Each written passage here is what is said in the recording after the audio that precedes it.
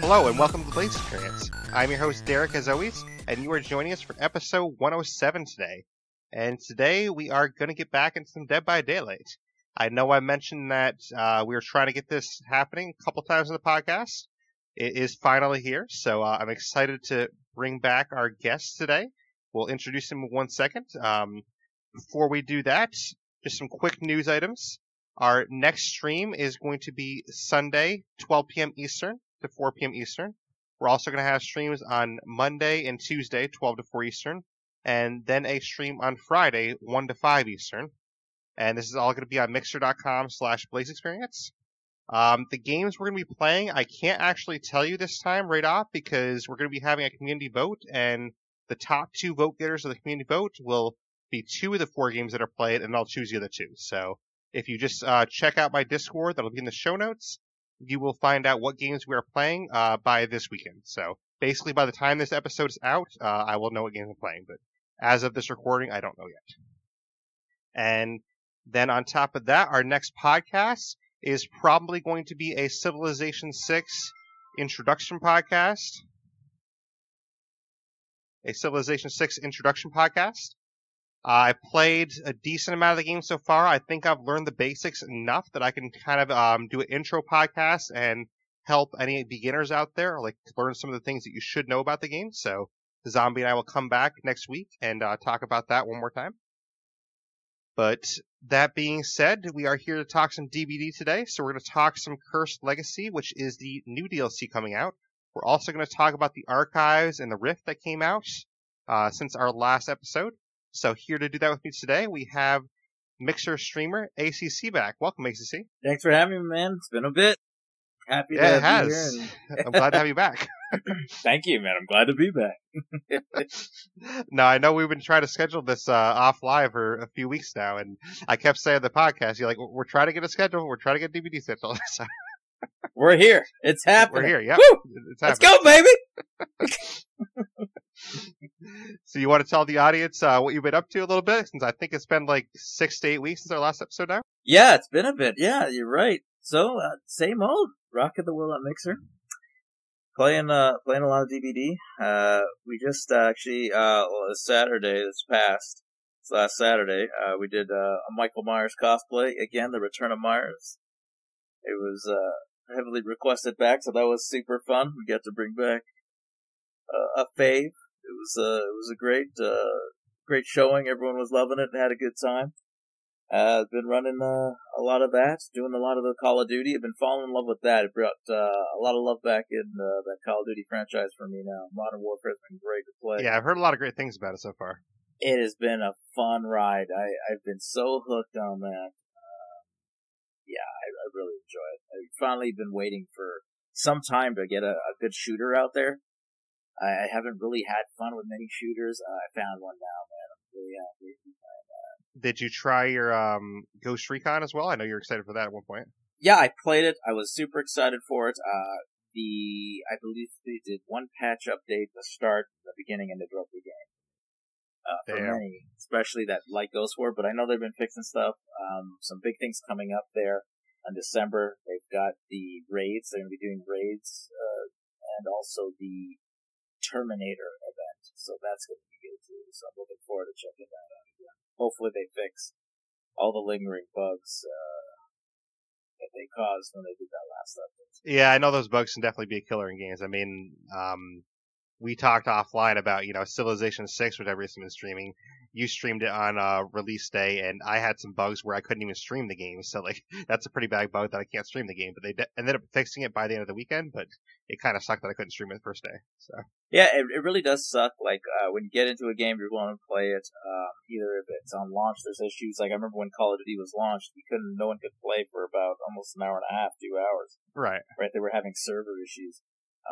Or opposed to say DBD when something like a new killer comes out now, right? Cursed Legacy, there's going to be some kind of just crazy amount of bugs that they're going to have to fix, glitches, all that. It gets frustrating sometimes, but when you love the game so much, you keep kicking. You'd hope that with these release dates, they know, okay, we better have this tip-top shape, because like Civilization 6, for example, it's been like 10 years since Civilization was on Xbox. So like this has been 10 years in the making, and yeah, I couldn't stream it day one. Like what the hell? It gets frustrating. I think, like, I feel like production these days, I guess, is so on demand. Like, let's go, go, go. I always feel like, to me, I've always had that mentality of never launch a product unless you know it's at least close to 100%, if not 100%. Yeah, like at least like 90 or something. Well, it can't be a big miss like that. There's like there's such a big miss. Like Call of Duty, this weird release date for everyone. Like usually, when you pre-order, you get 3 days advance. No, they chose you get 3 hours advance. That's kind okay. Of So they did a 3-hour advance launch before midnight for people that pre-ordered it, and we couldn't play it. You know what I mean? It was ridiculous. So stuff like that gets a little. What annoying. They meant was you can stare at your stream for 3 hours while they talk about the game. Yeah, it's just nuts. Or like DVD doing the party thing, right? They did all the tests that to get totally us in the broke party. The parties. Yep. And now it's broken to the point you play 2 or 3 games and everyone in the party has to restart the game, quit and restart it. It's so annoying too. Because, the old yeah. system wasn't great, but like the old system worked better than the current system because the current system it fails like after every game. I mean, if we can get 2 games in a row without having to restart, like that's a success. Yeah, they should know better. I just feel like you should be on the ball. Or, for instance, the dedicated servers. They said, what was it, in February? September would be the date they're going to have dedicated servers. There's been no word. Yeah. You know what I mean? I'm happy there's no word. At least, you're not launching it and making it exactly, because like the party thing, yeah. Yeah. I wish with the party thing there was at least like a button you could go back the old way for now, like until they get it fixed, but we don't have that, so. I mean, I love DVD enough that I still play it anyways, which I know you do too, but like, it's just frustrating when you want to play the game, all you want to do is jump in a game, like, oh, nope, party broke, okay, re-invite, like. Yeah, quit first and load for a while, and then come back in. So it's been a little bit frustrating to play that. So like, games in general, a game takes you like 20 minutes, but you end up playing like 2 games in 1 hour if you're lucky because of all the party issues. Well, yeah, you're lucky to even find a game. Sometimes it can take 10 minutes. So you're waiting on top of that. Especially as killer too. Yeah, so it's a little bit. It gets a little bit annoying over time, especially me myself. I played this game since launch. Still nagging issues that hence they've done a lot of improvements. It's just those improvements come with a cost too. It's something else they got to work on. Right. But yeah, just got to keep. I'm trucking. Glad you had fun with your Myers cosplay stream. I wish I could have seen that. I did see the notifications. I knew you did it, but I haven't unfortunately been able to check that out. But I'm sure it's awesome. Yeah, it was a good one, man. It was fun. Everyone I've been asking for a long time. Again, I'm going to be doing cosplays once a month starting in the new year, so it's going to be doing some nice characters we got lined up. And you might be kind of proud of me too. I actually played a couple of games as Killer last time I streamed DVD, so. Shut the front door. Yeah. I did 2 games as the pig in a row, and Boba was there watching, and I actually got 7 kills out of 8 in my 2 games. Oh, look at that! Nice. Yeah. Oh, and the one person that escaped too, it was because I allowed them to escape. Basically, what happened was just a real quick story here is that I had 2 people on the hook, and they're both obviously going to die. One of them actually Kobe'd off the hook, and out of respect, I knocked him on the ground. I'm like, all right, you Kobe'd off the hook, you were going to die. I brought him to the hatch, and I let him escape, so. Oh, wow. So technically I had 7 dead and 1 escape, but the one I had escape, I mean, I could have killed him if I wanted to. But... Mercy. Yeah. Nice, man. Good for you. Well, I figured it must have been nice to play pig again. Oh, it was awesome. But I mean, like, I figured in his case, they're both on a hook. They're about to lose the game, and he Kobe's in that spot. Like, I was gonna let him have the win. I mean, like, he Kobe'd in that spot. Like, that's tough odds. Here, you can have the win. Wow, that's awesome, man. Good for you. I'm happy you play pig again because I know you love your pig. Did you get any of the cosmetics for her yet, or no? I didn't. See, I wish there's like some kind of discounted bundle you could do to like. Hey, pay this amount and you can get like, any 3 cosmetics you want from the store. Like, I wish there was some kind of bundle, because like it's just hard for me to justify spending $10 for one cosmetic outfit when like that's what the full price of like most games DLCs are. So you know what I mean? Yeah, no, I get it. I would at least get the saw knife that she has, like the one that runs like a screwdriver. That's really cool. Well, actually, what I most want, if I was gonna buy one, I would want to buy the new Nancy outfit most. Like I like her new outfit a lot with the jacket. That's a really cool. Oh, the Nancy? Yeah. Oh, Stranger Things stuff. Yeah.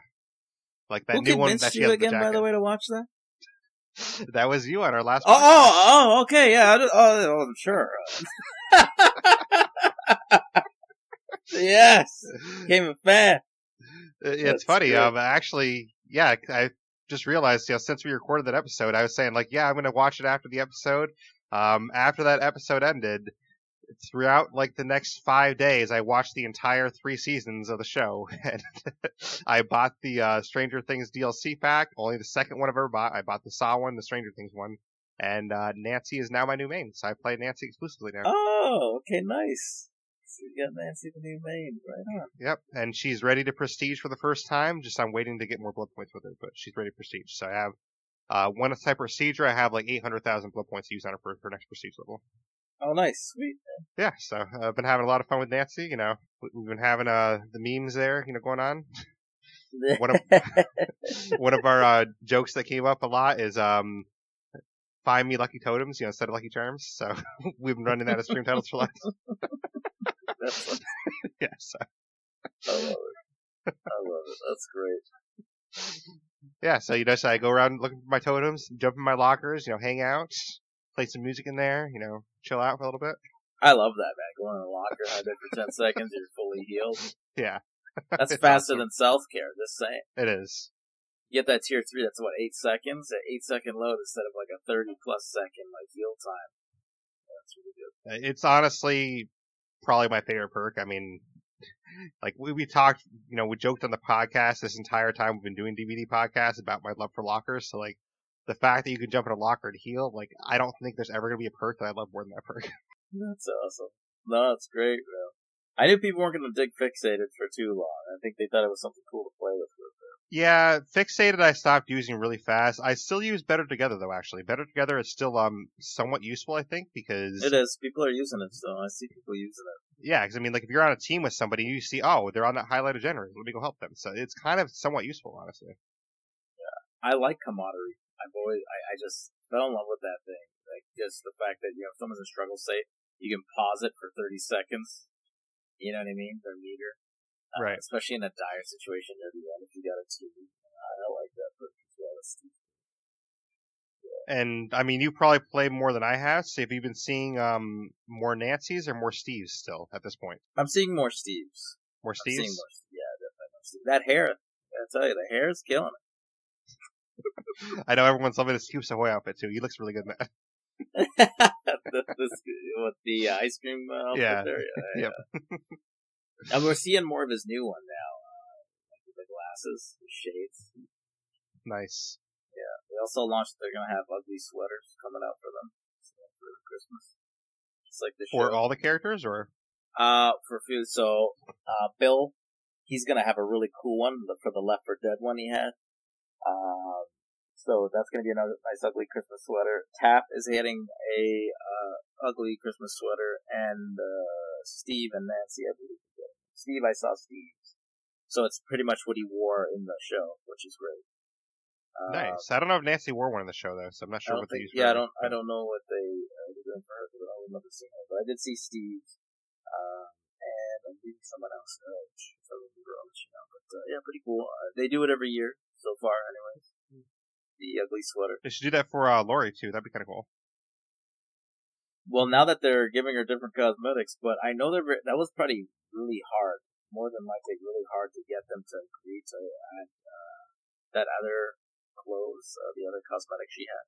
Right. So, like it was a shock that Michael Myers got that apron. Yeah, they're super protective of the license, I think.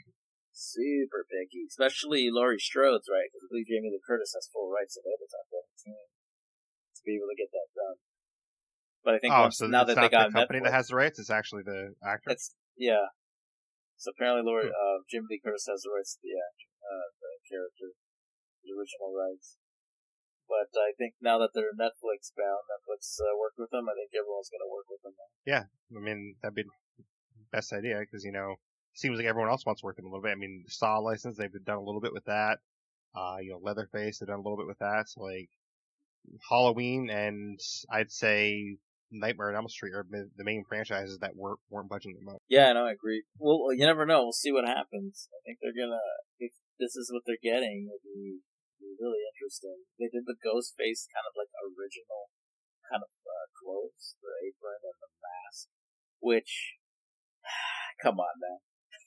The mask killed me because this is the original mask. Okay, let me look at the mask they gave us. Looks like the original mask. So it's like, you just put a same cosmetic out. I don't know. I hated on that, but the apron, the cloak, the whole thing, the getup, kind of looks cool because it looks like from the movies. So that's cool. I just wish they would have included Sidney Prescott with him, but maybe there's a rights issue with that, so I don't know. Yeah, because I think it was based on the show. I'm not too sure, but I would have loved Sidney. I think because I think that would have been getting a lot of play, and I think she still would get a lot of play today. No, it's very true. I would have loved to see Sidney, but I guess you never know. Probably not, but. I agree with you though. It's probably an issue where the movie license was harder to get, so maybe they went for the TV license instead or something. So yeah, but they're going up and up, man. It's up and up for them right now. So they're having a good year. And we have a new DLC coming out, which we can probably start talking about that if you want, or if you want to talk about the archives first, we can talk about archives. Either or, we could go about the Cursed Legacy. So we get the new Killer and Survivor, which is going to be super cool. The Omni, I'm still trying to pronounce. Yeah, so. Some next level samurai warrior, really huge. The Oni, he's got a samurai sword. His big brute weapon is a hammer, somewhat like not a hammer, really like just a big kind of. I don't even know how to describe it. But it's this huge bat. It's just this huge bat with nails or thorns. And he's like a samurai or something. He is a samurai. Super cool. Got to see his Mori. I think probably one of the best Moris in the game. Top 3 at least. If you guys haven't checked it out, check it out. There is a clip for about 1 minute, 22 seconds that gives you the gist of his power, which he has the ability to basically, from a bleeding survivor after he hits him, his blood mist, he takes your blood mist as if it was orbs. He generates power. And from that power, he can do a leap across the map like the Billy does, the Hillbilly, those who play the Hillbilly, and pretty much mow you down with one hit. After he takes you down, though, the power is depleted, so you'd have to regen the blood mist, and then, So that's and he also has an ability that's like a dash, sort of like the Pig's Dash or the Demogorgon's Dash. Similar to those. Yeah, very similar. So it's going to be interesting. I've seen very little gameplay of him. I did get to enjoy the Mori and basically the gist of his main powers. He looks pretty exciting, and I love cosmetic-wise. Honestly, cosmetic-wise, he's one of my favorite killers in the game. Like, he looks super cool. He's got this samurai gear. He has a red mask with white hair, so like it looks legit. Like this is badass samurai coming for you. Like I can't wait to see that in game. It's probably gonna be like freaky to see it in game, but at the same time, it'd be like, whoa! I just want to stand here and look at you. No, it's definitely gonna be really cool to look at. I'm definitely gonna pick him up, and I can't wait to use him. He's just definitely gonna be something fun to be playing with. Yeah, I mean, without even taking his power into account, like he's the first killer in the game's history where like I love the look of the killer so much that I might buy the DLC just for the look of the killer.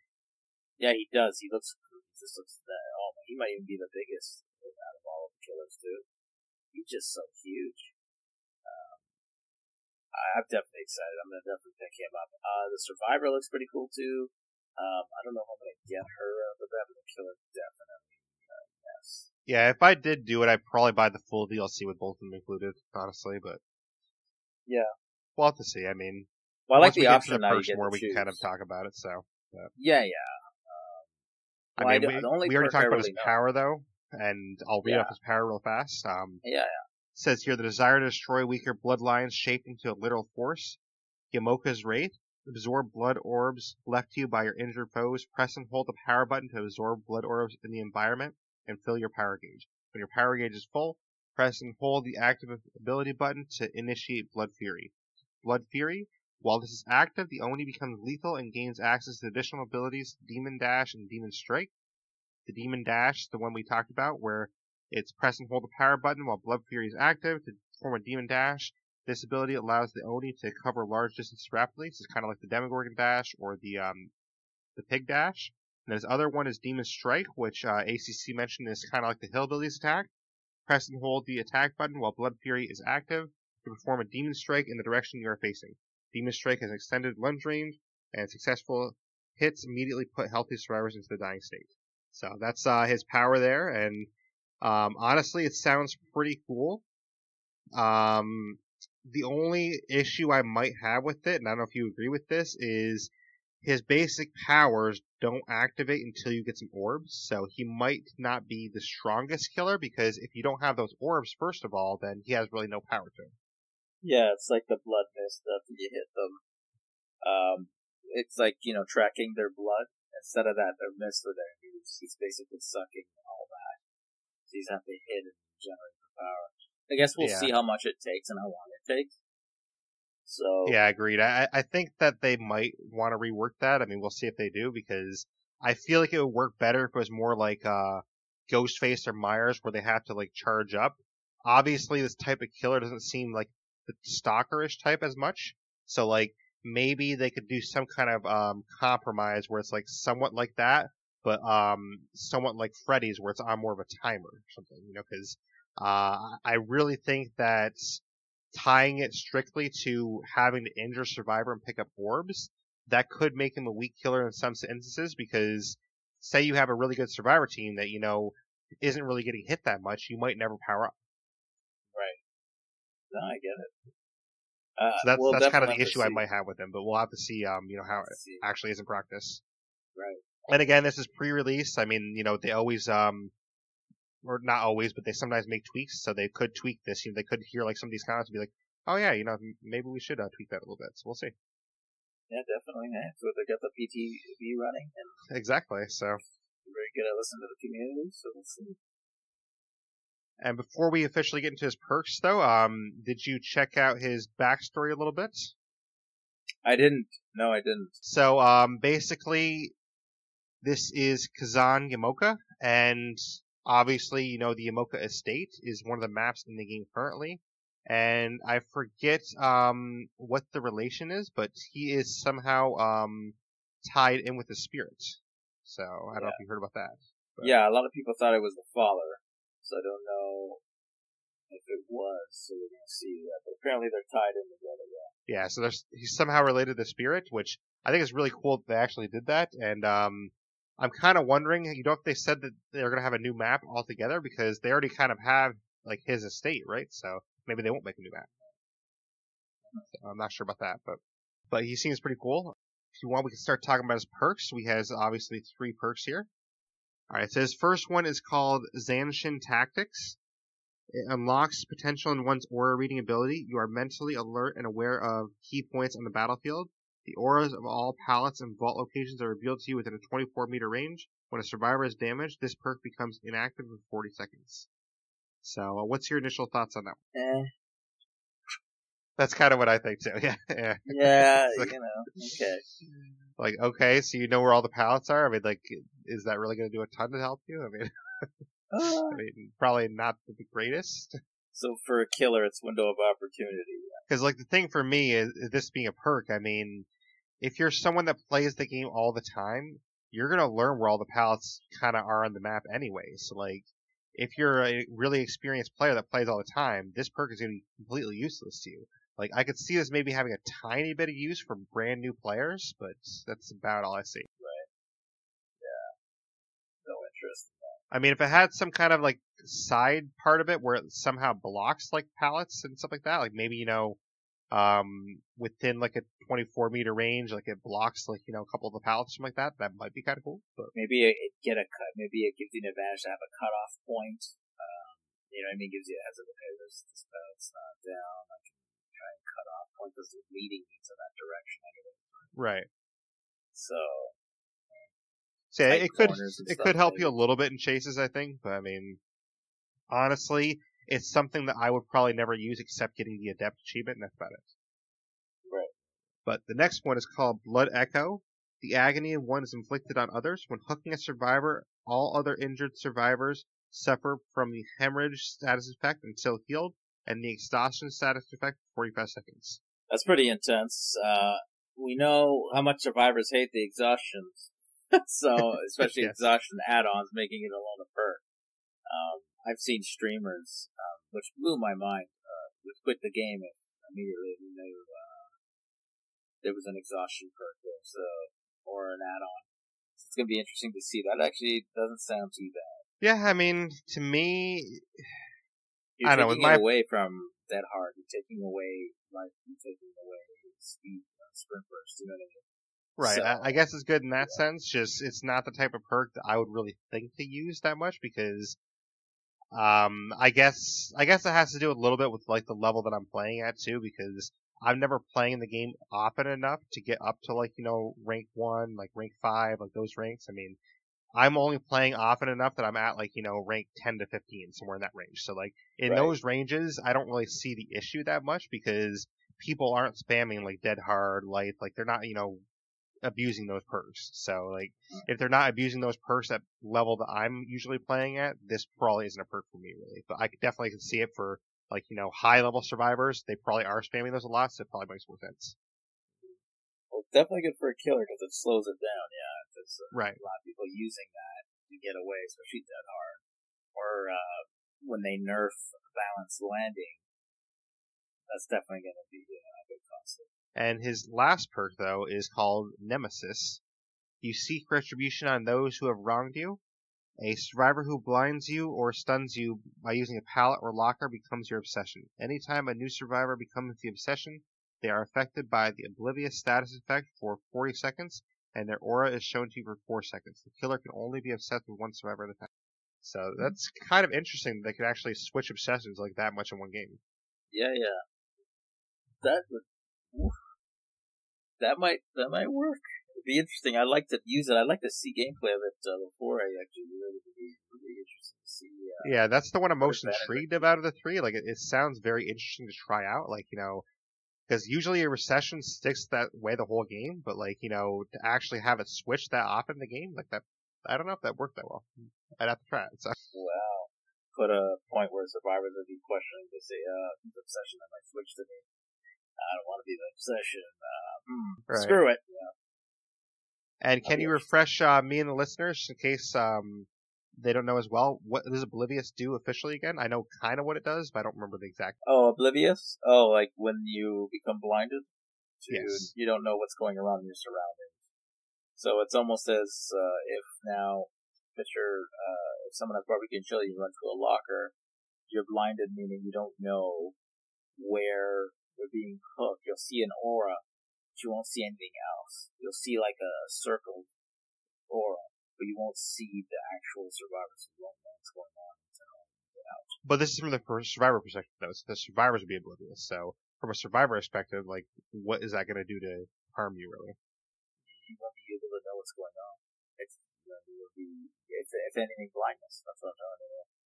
Yeah. So, like, would you not be able to see, like, if, say, as the killer, you hook somebody, would I not be able to see that you hook somebody, that kind of thing? Exactly. Okay, that makes sense. Yeah, I kind of knew the basic gist of it, just from what the word is, but I didn't know the exact effect. But that's kind of cool, actually, though. Definitely gonna be interesting. I can't wait to see how that plays out for survivors. Bit of a weekend. Be a good switch. Yeah, I mean, I think it's going to be an interesting killer. Honestly, though, reading his power and his perks, I think I like the cosmetics more than I like any of his powers. Like, I don't think he's going to be that strong of a killer. I think he just looks cool. That's kind of where I'm reading right now, but we'll see how it turns out. Yeah, it'll be interesting. I wonder how how slow he'll be.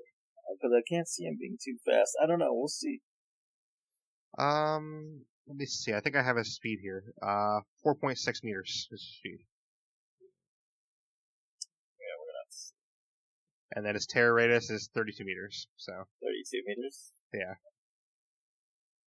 So I don't know. We'll see how it works out. I mean, like, I'm still gonna want him. I think just because his cosmetics like look so awesome that you really want to try him out. But power wise, I think they're gonna have to do some tweaking, or else I feel like he's definitely gonna be one of the bottom tier killers. We don't do some tweaking. Yeah, I don't know. Well, we'll see via that PTB. Obviously, there's a lot of feedback, but it looks like it's gonna be fun to use. I don't know if he's gonna be really reliable. We'll see. Yeah, that's the same thing that happened to Spirit, right? Spirit was, completely useless in the beginning until they buffed her. And it took about a month or so after the fact, and then now she's one of the best killers in Japan. For sure. And didn't a lot of changes happen with like Legion too, where Legion kind of changed the meta a little bit? Yeah, they had to ping pong him out quite a bit too, so they're always fixing. And then of course they finally fixed Freddy after all those years. So, I mean, Freddy's good now. So Freddy's lovable now, tolerable. And you keep touching the nurse though. Leave the nurse alone, behavior. You're killing her. Stop nerfing her. Like she was great the way she was last. I don't know why they're always doing changes with her. Yeah, I think they should leave her alone too. Honestly. Yeah, let's leave her the way she is. If you want to nurse somebody, like nerf the hillbilly a little bit. Now people stop using it. No one's gonna stop. You know what? I hardly see him. Yeah, I never really see him. I've been seeing a lot of Myers lately, Ghostface. I do see a lot of them lately. Yeah. Seeing a lot of that. And of course, we know from our other podcast that the Hag is my kryptonite. So. Hag. I haven't seen the Hag in quite some time. It's been a while. I actually saw your favorite guy last time, the Clown. I saw him one game. Like, oh, it's a Clown. Cool. Yeah, I've seen him a couple times too. It's weird. He makes his rounds. Once in a blue bloom, he'll make his appearance once in a blue. Exactly. So it was good to see him too, man. It was really nice. But we can move on to the Survivor though, probably. The Survivor is named Yui Kimura. I don't know if I'm pronouncing that right, but Yui, it's Y-U-I. So hopefully I pronounced that right. I'm not sure. Yui Kimura. Hi. Yeah, maybe that's how it's supposed to be said then. I don't know. But cool. I have her perks here. We have Lucky Break. You've had your share of scrapes and bruises, but luck's always on your side. Lucky Break activates anytime you are injured. You won't leave trails of blood for a total of 120 seconds. Lucky Break is permanently deactivated for the remainder of the trial once the total duration has elapsed. Okay, so basically the counter for the killer to not leave blood trail or mist. Yeah, so basically it looks like the first time you get injured for 120 seconds you have no trail at all. But then after that 120 seconds is up, then it's disabled the rest of the game. So it's like a one-time use thing. It's a one-time I'm not really gig. sure if I like the one-time part of that, but... Well, it'd be used all the time, especially if people... I don't know if people use that. It's rare to see someone use Bloodhound anymore, where they track blood. But, yeah, it would be really OP if they kept it full-fledged at the time. But I don't think it's something after rereading it a little bit, I think I misunderstood it a little bit. I think it's a little better than I originally thought because it activates any time you are injured. So basically, say you get injured, right, and then you are walking around for 10 seconds and you have no blood trail, and then you heal, then you still have 110 seconds left over to be used throughout the game. So that's actually not as bad as I thought because I thought it was just one-time use and then it's over. But it's actually, say you heal within like 20 seconds, you still have 100 seconds left to use later in the game. That's actually not that bad. Mm-hmm. I'll definitely look and see if that's going to be useful. But I can see it's definitely a counter for what the killer. I think it's worth trying at least. I mean, like it's interesting enough perk that I definitely want to try it at least and see how it works. Definitely. But next we have Any Means Necessary. You stand up for yourself using whatever's on hand to gain advantage. Press and hold the active ability button for 3 seconds while standing beside a drop pallet to reset it to its upright position. Any Means Necessary has a cooldown of 160 seconds, and this I think is going to be like a new meta perk in the game. Like I see a lot of people learn this probably. I think it's going to be a big deal, but then the biggest counter, I think killers are just going to make sure they take out the pallets. I think they're just going to end up breaking them, damaging them, just breaking them in shreds. But I think that there's going to be that occasion when that hype dies with killers, that perk's going to be still alive and taken advantage of. That's going to be pretty interesting to use. I would love to use it and try it out. Yeah, I think I see what you're saying too, because I think like the first month this DLC drops, killers are just going to focus on the pallets and take them all out the first month. But after that like first month period dies out, I see this perk like rising up. You know what I mean? Yeah, I think it's going to be something definitely used a bit. I think people are going to love doing that, right? They all depend on pallets. Especially the God pallets, they call it, in the shack. That's not broken, which killers always love when that's dropped right off the bat. But like high tier killers, they're definitely going to break pallets. So. Yeah, definitely. I mean, I think, after the first like initial period wears off though, this perk could really be useful because I think people are going to focus a little bit less on it. So this is one that I think, survivors out there will probably have to be a little bit patient with because say you're running this like on release day, it's probably not going to be that effective on release day because people are going to know it's coming. They're going to go for pallets. Definitely. I still think people are going to try and use it the same day because they're going to hope killers don't take out the pallets. Right, yeah. Depending on the heat of the moment, but you're right, man. The killers will be like, nope. No. So, I mean, honestly, release day anyways, I think Lucky Break is probably going to be more useful release day just because of that, but we'll see how it turns out. Definitely. But the last one is called Breakout. You kick into high gear when someone's in trouble, inspiring them to overcome any obstacle. When within 6 meters of a carried survivor, you gain the haste status effect, moving at a 5% increased speed. The carried survivor's wiggle speed is increased by 20%. So that is really interesting, actually. Oh, okay, so being near them, it'll give them a boost, almost like a leader. So, and then you can actually move faster yourself, too. So, like, when people try to, like, block for hooks and stuff like that, you can actually move a little bit faster to try and block for them. And then if you're around them, it gives them 20% increased wiggle speeds. I mean, if you're trying to block for your friends a lot and get them to wiggle out, this could be a really interesting perk to try. That would be painful. Especially a team of survivors coming at a killer like that, they gang up on you. Woo! I wonder if that's stackable. I don't know. Like if multiple survivors have that on. I would think it's not stackable, because that'd be way OP if it is. Yeah. Jeez. Although, I mean, I just thought of like a scenario that you could really screw up with killers. Like it says within 6 meters, so you technically don't have to be within eyesight of the killer even. So like, say for example, you, me, and let's say Zombie, right? We're all on a survivor team. And say Zombie's getting carried, you could actually be standing right in front of the killer, like, trying to block the hook. And even if he hits you, if I'm still within 6 meters, then Zombie could still wiggle out. So like, he could not even see me, but Zombie could still wiggle out anyways. You know what I mean? It's gonna be, definitely gonna be an interesting perk to use. So like, I could see situations, like if you're playing Survive with Friends, this could be a pretty OP perk if you work together well. Yeah, Survive with Friends would probably utilize this so much, especially because there's Survive with Friends, man. The unit that they're in danger, they'll all come and gang up and try to really block, so that would be really effective. And killers are gonna get so pissed off and probably all DC.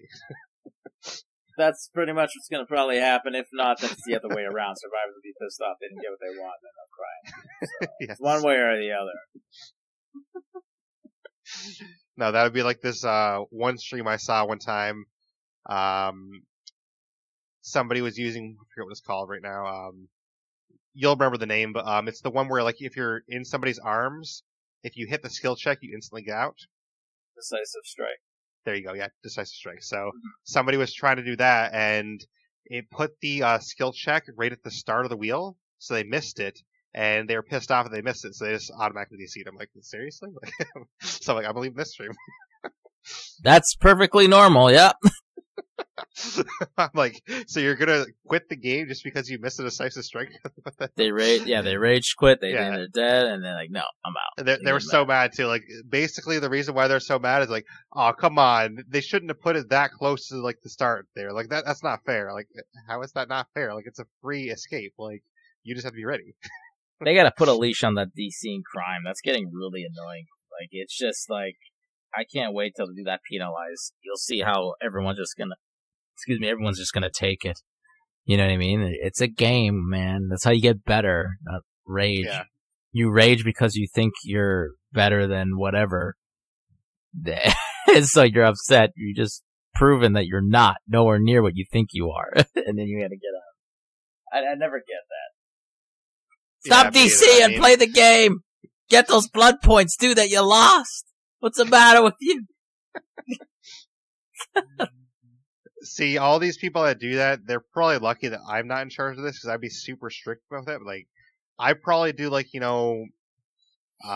long as you can prove that they, like, did, like, one of those cheap-ass DCs and it wasn't, like, internet connection died, as long as you can prove it wasn't, like, oh, my internet went out or something like that, then I would probably do, like, a one-time warning. All right, your first time you do it, you have, like, a 1 to 3 month ban. Second time you do it, ban for life. That's how I do it. Yeah, they need to figure something out, man. They gotta put a stop to that. It's just ridiculous. I do like that what they did do is anyone that quits in the middle of the load, which a lot of people used to do, it stops the game completely. It restarts. Like, the game doesn't start. So I like that now. Because you know what? You're down, no matter what, even if they lower the gen count, when you're down a survivor, it is a problem. You know what I mean? You're really handicapped. You need 4 to start. Let's go. So, absolutely. I mean, the last stream I did with Zombie for DBD, like, we were having so many problems all day long. We kept getting paired up in games where, like, the first 5 seconds of the game, we had a survivor DC. It's like, well, there's 3 of us now. Or not only that, or like, they get hooked one time, DC. Like, so basically, most of the stream, we had, it was 2 or 3 of us, because, even the ones we actually got to stay, they were like really bad teammates, and they basically actually pulled the killer to us and just tried to kill us. So, like, Zombie and I were having the hardest time. It was basically, me and Zombie. Like, I remember some games, Zombie and I were the last ones alive within, like, the first minute of the game, because people DC'd. And we still got like 3 or 4 generators done. We died at the end, but like we're like, hey, we did pretty good for just 2 of us. Speaking of generators, you survivors out there, I got a bone to pick with you, especially you red ranks. What's happened to all of you? Okay, what happened to gen rushing? What happened to like winning? I'm running into games, endless amounts of games where I don't go for the person that gets hooked anymore. I've eliminated We're Gonna Live Forever. Where I would be, because I was always the one that always would be the body blocker or the unhooked person, Because the gens are immediately removed, and we're talking teams of 4 or randos, doesn't even matter. Everyone's going for the save. No gens are done. By the end of it, there's 2 people left, 4 gens or 5 gens remain. It's like, what's happened to you survivors out there? Where have we fallen off from when this game started to where we are now? Get your shit together! Do gen rushes! Okay? Do something! All of them doing nothing at all. And then the worst is, they know someone's getting chased and they're still hiding like they're tentative to go do a gen. And we're talking rank 1s. I'm like, what the hell's going on over here? How did you get to rank 1? Oh my gosh. It's rare now when we're like, I'm getting into a game. It was only once today that I played a little before it got started. It was once that there was, jumped in with 2 rank 1s there, and my friend and I were playing. They got stuff done. They knew it. I'm like, this is what I remember of this game. Right. Not like, let me hide a nest in this little ruin here and hope no one finds me. Let me hope that the hatch spawns. Anyways, that's my rant. What's going on, survivors? Get it together. Well, see, if you had, me carry to rank 1, then, you want to face me, because that's the way I play. I mean, like, I always like gen rushes stuff. My whole build is like based on doing generators, so. Yeah, I know. I know that. So. But it's just, where's everybody else? Right. You know what I mean? Like, oh my god. Yeah, kind of like you were saying too. I mean, like, if I know, that's why I like Survival with Friends too, because if I know, oh, the killer's chasing zombie, perfect. That means I get on a gen right away. Yeah, you got time. You realize you got time to go do this and that, and it's just like everyone's not doing anything. What's everyone else doing? I get it. Like sometimes you got to take out totems, sure, like that, but it's just like it gets to the point where I've seen too many. My thing is, as long as there's not a clean sweep, meaning he killed us all and no generators were done, as long as we get one, I'm happy. But it seems like that's been the trend lately. Maybe it's just games I'm running into that I'm pulling out all the stops where I'm doing the generators and not picking up. And then when I don't go get them, that's the worst part. When I'm not going to get them, they're not getting picked up. Is when I run to go get them is when they get picked up. You know what I mean? That kills me. So and now I've just solely said, okay, I'm going to gen. If I'm with randos, I'm just gen rushing because no one else is going to. So that's my thing. It's been interesting. Yeah. Yeah, I hear you. Get it together! All right. Hopefully they get together soon. So survivors, come on, baby. We need to. Survivors out there, wake up! Stop crying! Oh, I don't like the way I was killed. Shut up! Do a generator. That's all I got. See, you should have called Nancy. You know, kill it. I play my Nancy. We always do the gens. We only hide in lockers when we're hurt. So if we're hurt, we'll hide in locker. But other than that, we do gens. I haven't played with you playing the Nancy. We only tap, so yeah, we'll have to get that set up soon. We definitely need to, sure. Now, the build I usually run with Nancy is Better Together, my locker perk, Deja Vu. I can't remember the last one right now, but those are 3 of the 4 that I run. But so obviously I have the Deja Vu to show me where generators are. I have my locker perk, Clint and Totems to heal. Better Together works really well, especially in Survivor with Friends, I think, too, because in like that scenario I mentioned, say zombies getting chased by the killer, he can see what generator I'm on, so like he just knows, okay, don't bring the kill that way. So it works out well for that. Yeah, no, I like Better Together. I thought it was pretty cool. Yeah, I can't. I guess I haven't played in a long time, so that's why I can't remember the last one. But the 4th perk I have kind of goes along with that though, because basically it's like Boba calls it my gen awareness build. So. Okay, yeah, gen awareness. Yeah. So it works. There needs to be more of that. Yeah. Get in there, get that gen rush. Exactly. Man. Yeah, have a good times roll. I'll always swear by my Deja Vu. Deja Vu is an awesome perk, I think. I know you're about that Deja Vu, though. Yeah, I know you like Deja Vu. It's so good, though. I mean, like... I want head on, though. I would love to get head on, run into the locker, and then use it as a stun. It would just be great. Yeah, see, I tried it a little bit, but it's not as useful as the healing one, you know what I mean? So I took it off my, like, regular build, but... Do you end up getting head on? Yeah, I have it. I bought it from the thing. Was it Shrine of Secrets? Yep. Oh, I missed out, man. When was that? I should have got it. Oh. It's a while ago.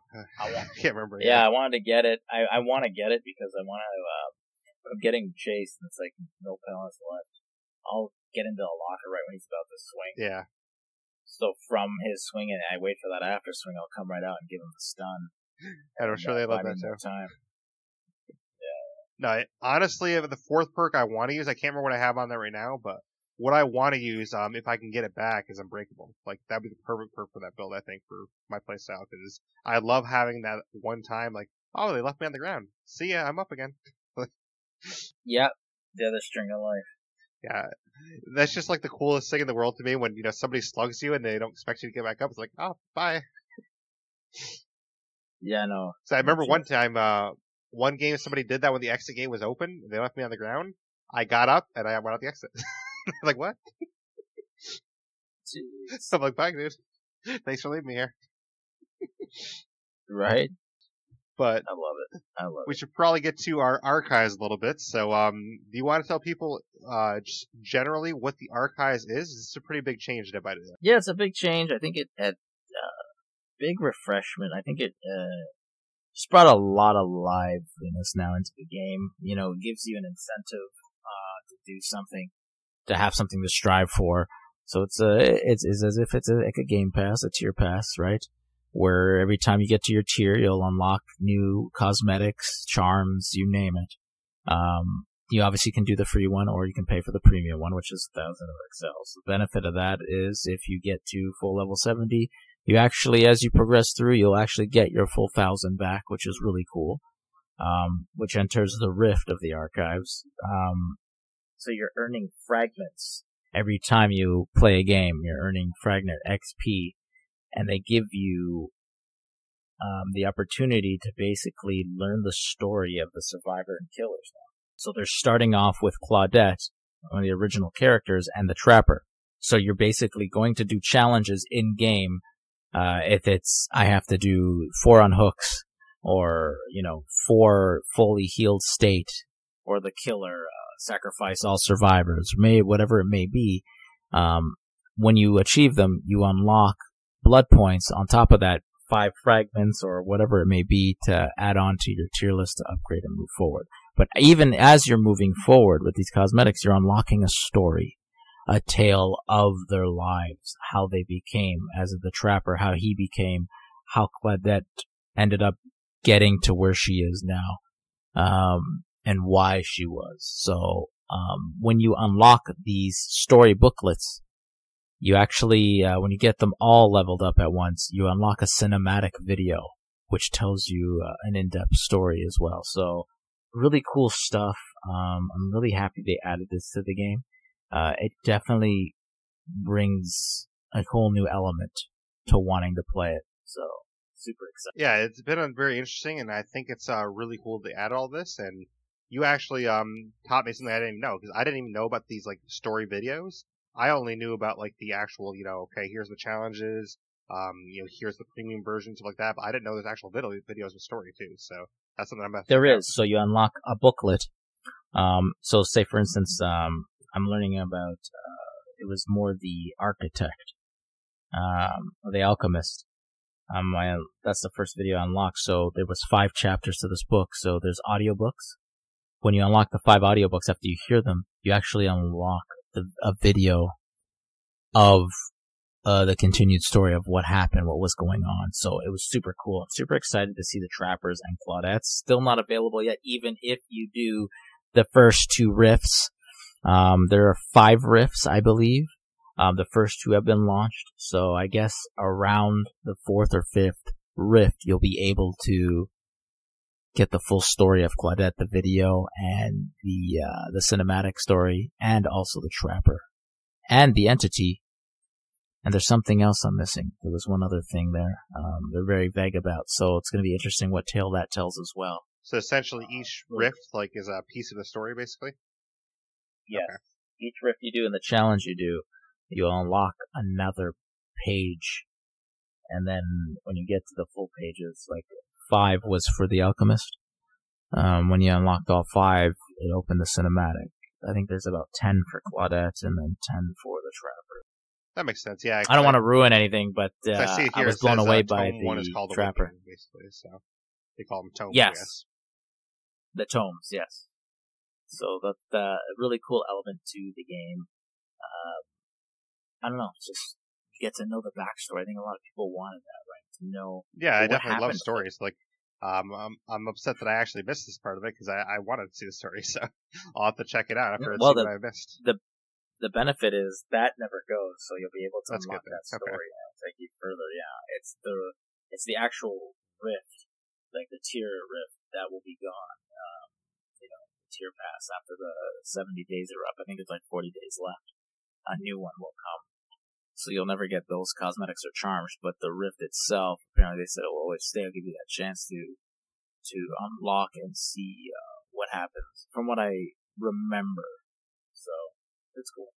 Yeah, because I think the challenges and like the actual rift, it has like a 60 to 90 day span where it's active, right? And then it goes away. The next one. Yeah. Okay. Yeah, I forget the exact amount, but I think it's between 60 and 90 days. Somewhere in there. I think it was 70 days. Okay. From what I remember, not 70 or 90 days. It could be. I don't remember. It's somewhere in that range. They gave you enough time. Yeah, they gave you enough time to kind of get in there and do your best. Now, if you do the rifts, the challenges, it definitely uppens your progress because you need 10 fragments to level up, right? To level up to the next tier. So, 10 fragments each tier is, trust me, it's a lot of games, a lot of grind. But if you do the challenges, it gets you there a lot quicker. Yeah, because some of the challenges will be like, okay, 5 fragments for this one challenge, basically. So you have like half of a level in one challenge. Kind of thing. Yeah. Usually it's 3. 5, yes, are for the chapter. So 5 will come when it's a chat, like a page that you need to get, right, in order to continue. So there's a lot of them. Right. So, yeah, a lot of room for opportunity and a lot of luck points. Well, what I like, too, is that even if you play a game and don't do the challenge, you still earn experience towards getting Rift Fragments. So, like, if you had a really bad game, you're still going to get something towards another Rift Fragment. Right. So you can actually earn fragments without doing challenges, too. So I do like that Exactly. If you have a bad game, you can still earn progress. Yes, you do earn progress. So the more you truck, the more you earn. So keep going. Yeah. And I think it's interesting, too. We'll mention all the challenges in a second here, but I think the Master Challenges are kind of interesting because these challenges are basically supposed to be like a little bit harder, where you have to do these challenges in one trial. So, for example, there's one of the early ones in the Rift is unhook 2 survivors safely. You have to do that in the same trial. So say you did 1 unhooked in one game, but you didn't get a second one before the game ends. You have to still do that challenge afterwards. Yes. So it leaves you for some suspense. So the Rift 1 gives you kind of like a basic feel. I noticed already with Rift 2 they made it a little more challenging.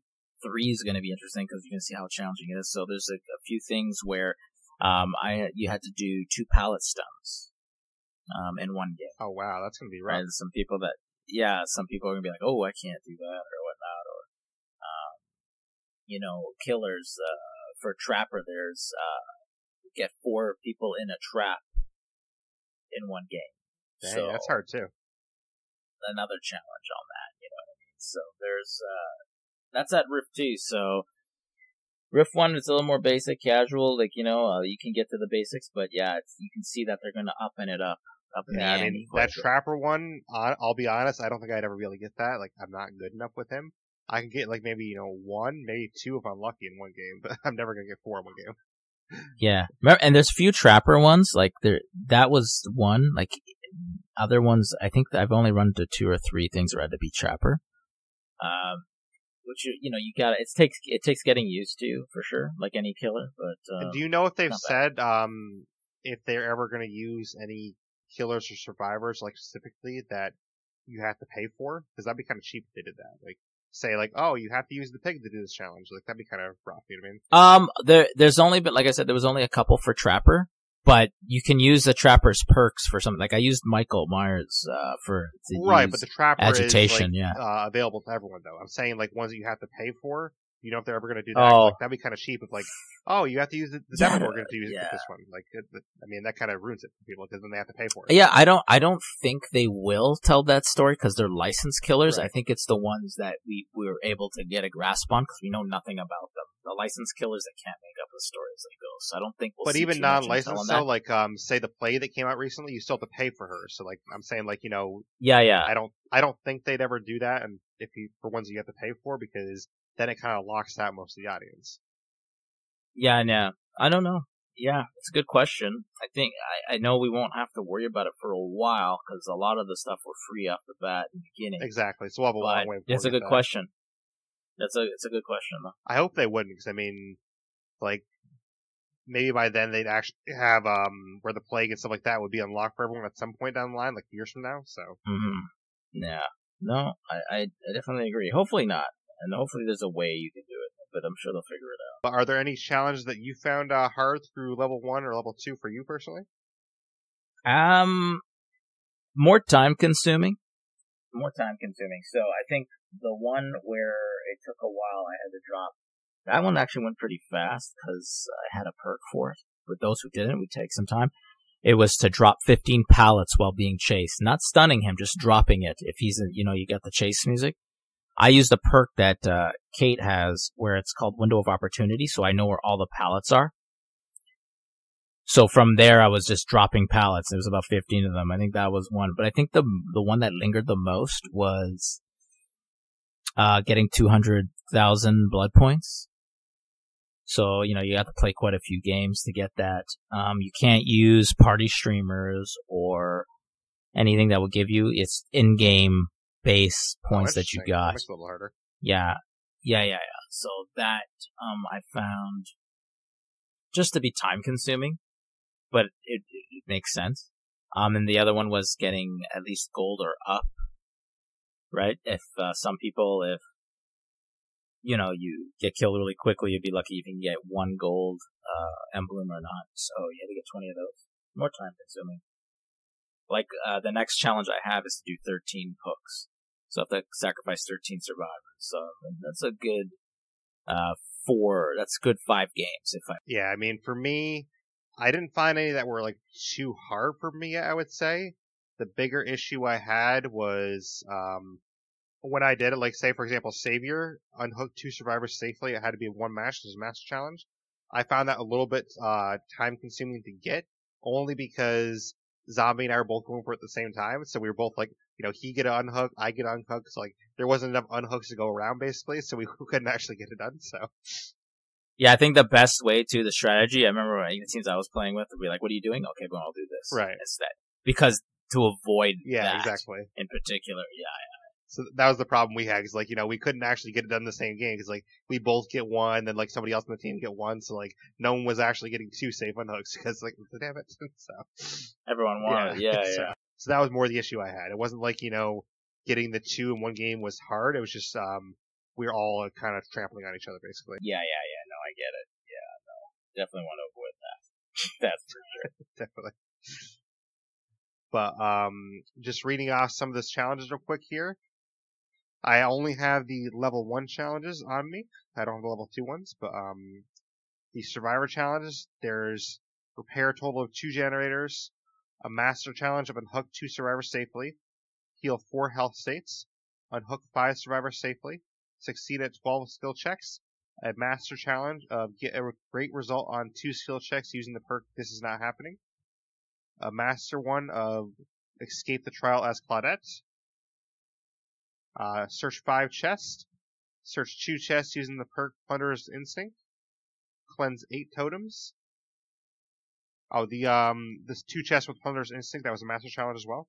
And the last master challenge was completely heal 2 health states using the perk Empathy. So honestly, kind of like we were saying, those level 1 challenges, none of those are really that bad. It's just actually grinding to get them done. Yeah, just grinding to get them done, get them out.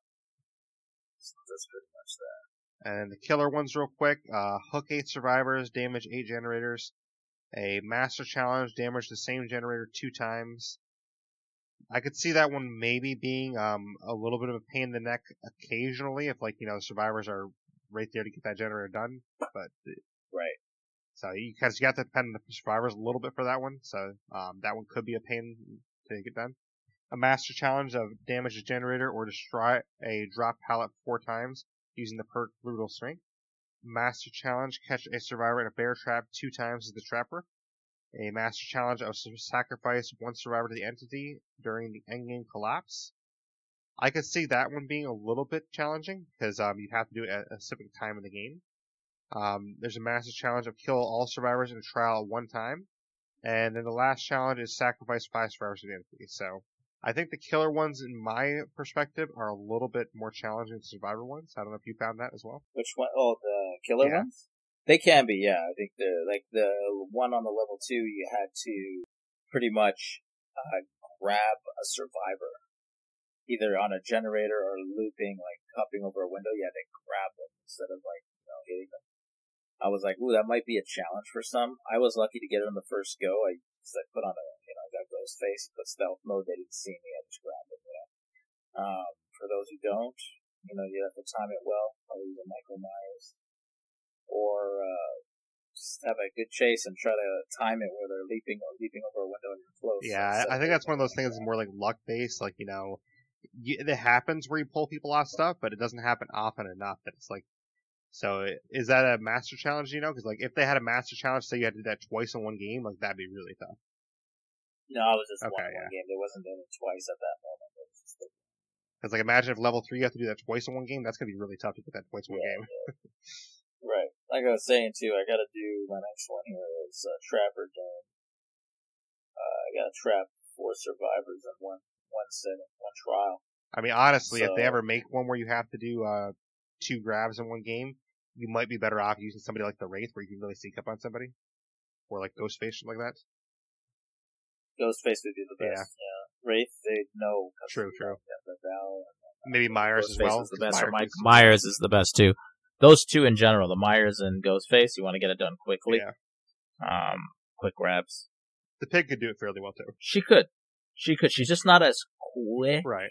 but still could be.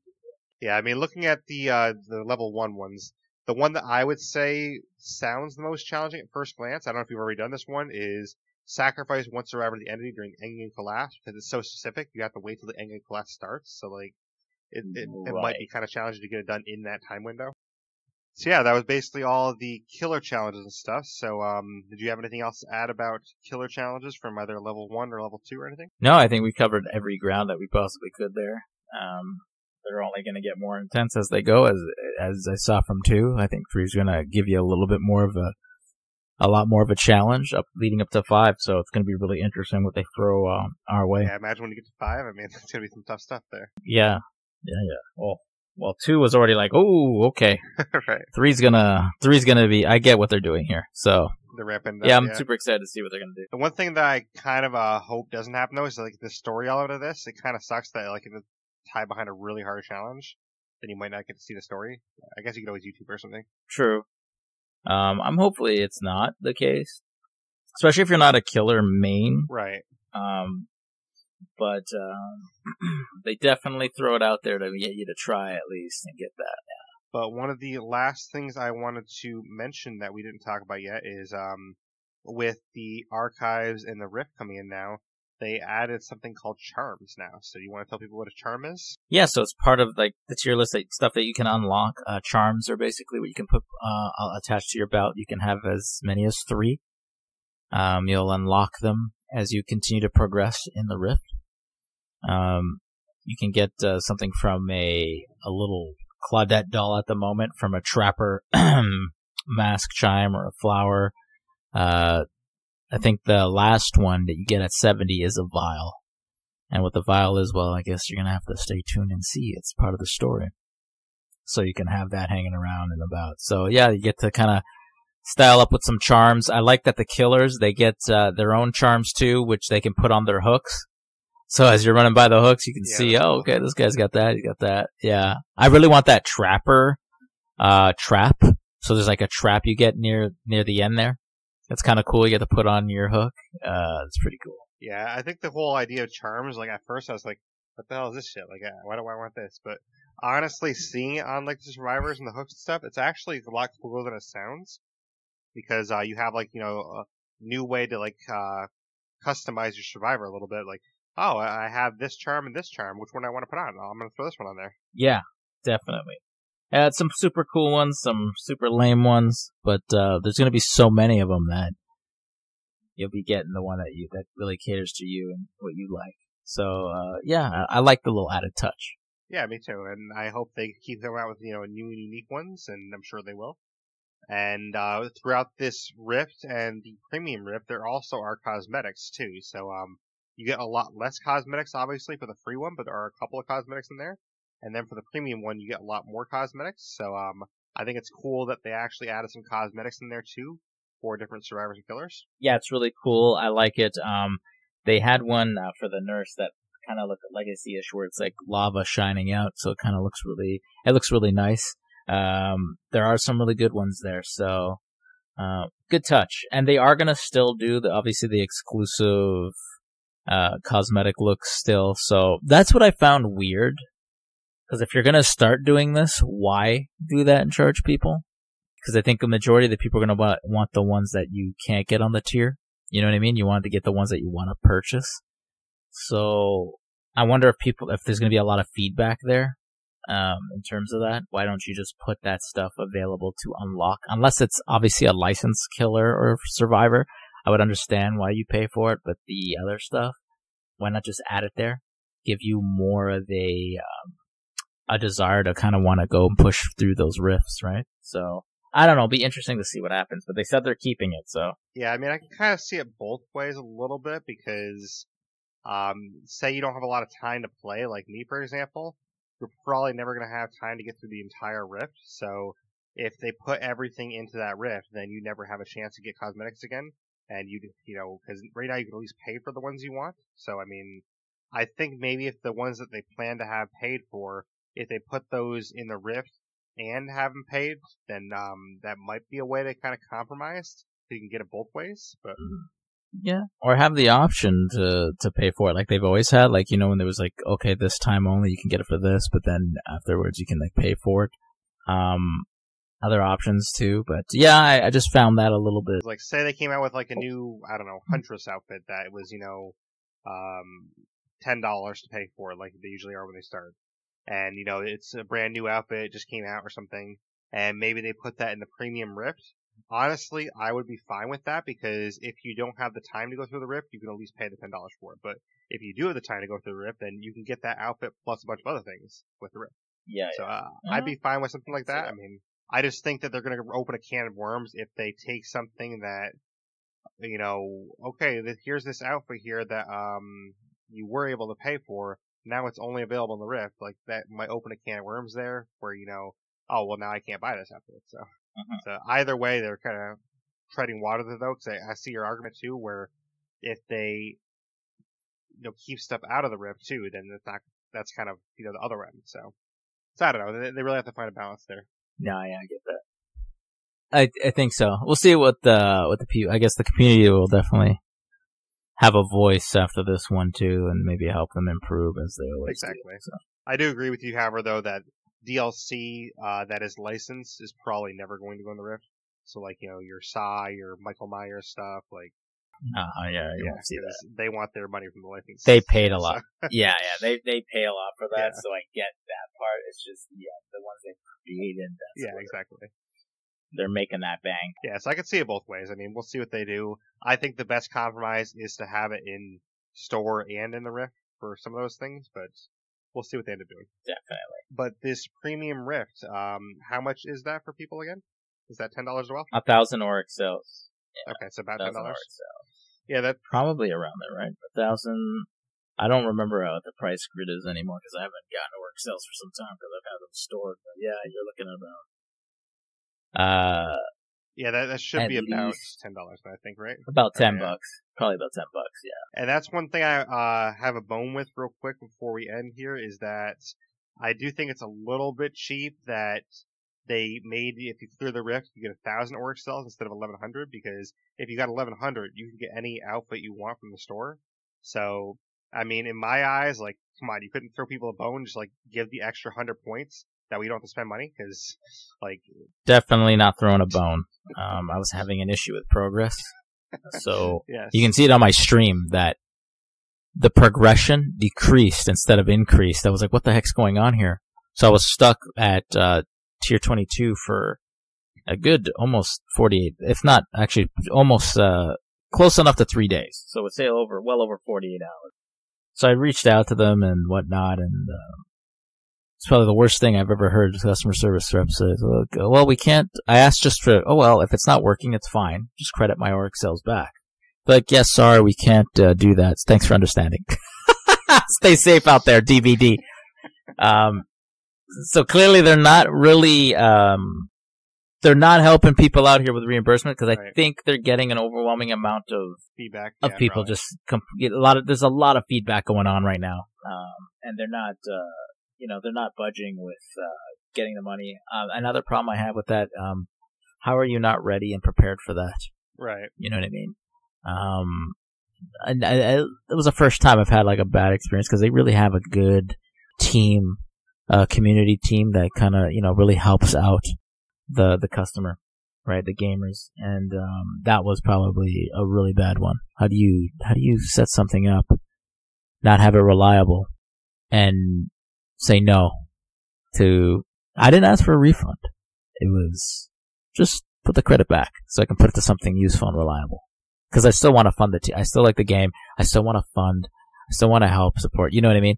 So, yeah, they got some work to do. Yeah, or at least, like, compromise with you a little bit. Like, well, we can't do that, but we can give you 500 Oryx cells. Like, at least throw you something. Be like, well, at least it's a compromise. Yeah, nothing. I was really so I'm stunned. sure if they even did that, like, well, we can give you 500. You'd be like, okay, well, that's good enough, I guess. Yeah. Super strange, but That's what it is, man. Well, hopefully for the next Battle Pass thing, they have it all set. Or it's not technically called Battle Pass, but you know what I mean. It's basically what we all think of it as. Whatever they're calling it. We all think of it as a Battle Pass. It's a battle. It's a Battle Pass, and you want to name it something else, sure. Exactly. Just pretty much. Just get it reliable out there, baby. Okay? We're spending our money to help you out. We like the game. We want to, support because we like the game. It's fun. You can't not give us our money back if you don't know what you're doing. Exactly. Okay? Just throwing it out there. Give me a water balloon. Throw it right at him. But yeah, I mean, I think the Rift and the Archives is something cool for the game. I do want to mention quickly, too, that the challenges that everyone were used to before this, that your daily challenges, those do still exist, so those didn't go away, which I think is a good move that they still have those as well. Yes, they are still there, of course. Yeah, I'm happy they don't get rid of that as well, because some people maybe not care about the Rifts and want to keep what the game was all about, too, so very good. Yes, I like that they have both, because that's, 2 ways you can earn challenges now, and 2 ways you can get more points, so. Absolutely. But that's pretty much all I had on, Cursed Legacy, Archives, Rift, all that stuff. Did you have anything else to add about any of that? We're good. In a matter of probably within a week and a half, we're about to get introduced to a new killer, so that's going to be super great. We're going to have another fun run, so that's going to be the killer for the holidays. Still waiting on Jason Voorhees, though, but maybe one day. Maybe that's Christmas next year. Maybe it is. I've been waiting the last 2 Christmases. I was hoping for that surprise, but no, not yet. Litigation. Anyway. Well, this Christmas you have a samurai. I mean, that's close enough, right? Yeah. I guess so. Fair enough.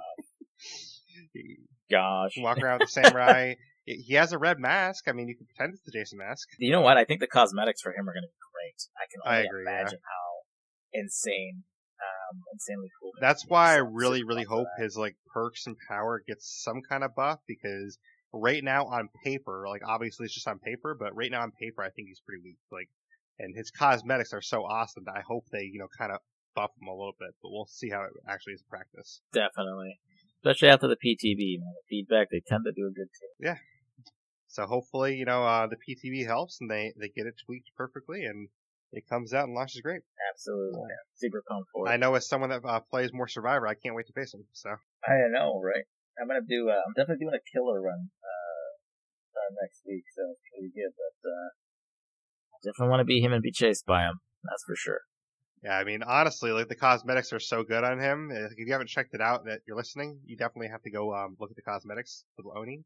But the cosmetics are so good that I might just stand there and let him hit me to be like, whoa, you're really cool, dude. You definitely want to get moried by him. It's really cool. The Mori's cool, man. I'll tell you that. Well, I will have to walk up to him and be like, hey, can you please more me, please? Just can you get it over with? Hook me and then let me get farmed and hit me and do it! Hurry up, I'm waiting. No, it's really cool, man.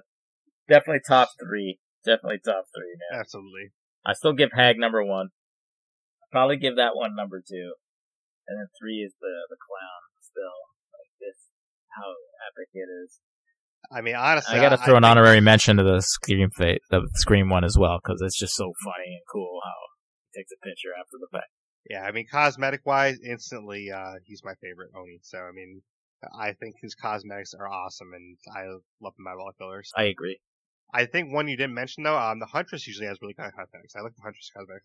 She does good ones, too. She definitely has good ones. Yes, she's also got some good ones.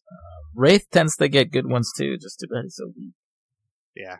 Hopefully they help the Wraith out at some point, but Huntress is definitely one of the ones that, a lot of these events, they usually have some really cool ones coming up for Huntress every event they have. She tends to be the go-to, man. I remember that Chinese New Year event. I got the Chinese New Year cosmetics, and those were really awesome. Did you get the full outfit? Yeah. I either got the full outfit or the full outfit minus the axe. So I got the outfit part. I don't know if I got the axe. I can't remember. Right. But yeah, that's what we have for today. So hopefully it's not as long next time before our next DVD episode. We'll see if we can get one more in before the year ends. If not, we will be back in January for some more DVD talk.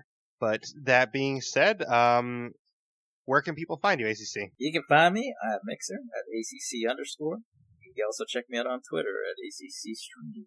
Come check it out. Come have some fun with us. It's gonna have a blast. Absolutely. He's got a lot of great streams going on there. One of the ones we didn't mention at the top of the show, I have liked your Skyrim coverage too. I like those streams you do. Oh, you like Skyrim? And yeah, I'm looking forward to bringing that back. Enjoy it. I'm trying to get the. This is my favorite game, so I got perfect gamer score on the 360. I want to do that on the Xbox One, and then I'm gonna go back to mods. I just felt like I don't really care for achievements too much, but that game, I've got some pride. No, I definitely understand. I mean, that's how I am with State of Decay 2. You know, State of Decay 2, every achievement they come out with, I have to hit that achievement. So I definitely get it. So definitely like doing that too. So we also started some Sims 4. So Sims 4, we're calling it Sim Thursdays, and creating the community. Nice. And putting them in the Sims community, and man, it's been a hit. It's been a lot of laughs, I'll tell you that. Hopefully everyone's being fed well. So. Yeah. Some of them are sloppy, I tell you. They're not going to work. I'm already sick of it. Trio chickens, you know who you are. You gotta crack the whip. Yeah, pretty fun. You have to get the Oni on them. That'll make them go to work. No kidding. Oh, definitely, right? But if people want to find me, you can find me via email, theblaisexperience@gmail.com. You can find me on Twitter or my Xbox Live gamer tag @BlaiseXperience. That's capital BLAISE, capital XPerience. You can also find me on Discord, which will be in the show notes. And I'm on YouTube and Facebook as well if you want to check that out. If you want to find the podcast, you can find the podcast via any podcast app. So Google Podcasts, iTunes, Podbean, Blueberry, Stitcher, Spotify. I'm on all those, so you can just check for the Blaise Experience. All you have to do is type it into your search bar, and you should find us somewhere. If you don't like apps, then in my Discord, you will have a special channel, which is direct download links. It has a direct download link for every podcast I've done. So you can just click on that link, and you won't have to have an app on your device. You can just download the episode directly. So that is an option for you if you don't want any apps on your phone. And then, of course, I would be happy if you could check out my Mixer, which is mixer.com/BlaiseXperience. That's where I do our streams. Our next stream is going to be Sunday, 12 p.m. to 4 p.m. Eastern. We're also going to do Monday and Tuesday the same time, and then Friday, 1 to 5 Eastern. I don't know what we're playing yet because the community is going to decide 2 of those streams. So by the time this episode comes out, I will know what we're playing. So just check the Discord to find out. Our next podcast is going to be a Civilization 6 intro, where I'm going to get back together with Zombie, and we're going to talk about the basics of that game. So that should be a lot of fun as well.